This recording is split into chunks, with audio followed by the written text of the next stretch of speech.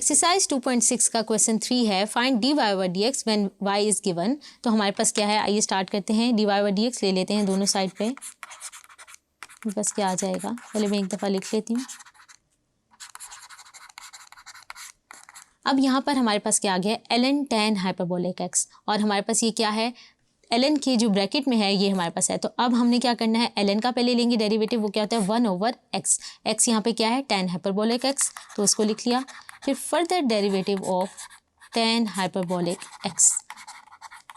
इसके बाद हम क्या करते हैं, इसको सॉल्व कर लेते हैं। वो क्या आ जाएगा हमारे पास, tan हाइपरबोलिक x का डेरिवेटिव क्या होता है, tan x का डेरिवेटिव होता है सीकेंट स्क्वायर x, और tan हाइपरबोलिक x का क्या होगा, सीकेंट स्क्वायर हाइपरबोलिक x। तो उसको लिख लेते हैं। अब हमारे पास आ गया है। उसके बाद हमारे पास क्या आ जाएगा, इसको हम मज़ीद थोड़ी सिंप्लीफिकेशन कर लेते हैं। 1 ओवर tan हाइपरबोलिक x किसके बराबर आ जाएगा, कॉट हाइपरबोलिक x। इसको मैं लिख लेती हूँ, और सीकेंट को मैं लिख सकती हूँ 1 over cos square hyperbolic x। मज़ीद सिंप्लीफिकेशन कर लेते हैं। कॉट हाइपरबोलिक x को अगर मैं तोड़ के लिख दूँ तो क्या आ जाएगा, cos hyperbolic x over sine hyperbolic x। बाकी टर्म्स ऐसे ही लिख लेते हैं। यहाँ से क्या हो जाएगा, कैंसिल आउट, और यहाँ पे मेरे पास क्या बच जाएगा, 1 over sine hyperbolic x cos hyperbolic x। अब हमारे पास ये आ गया है dy dx के इक्वल।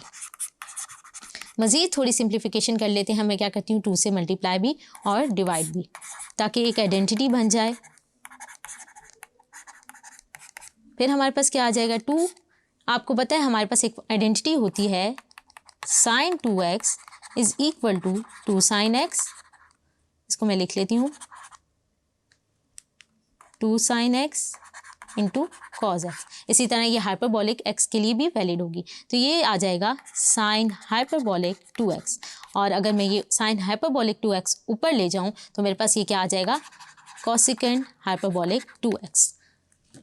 हमारे पास यहाँ पर क्या था, x था, 2x नहीं था। इसको हम लिख लेते हैं।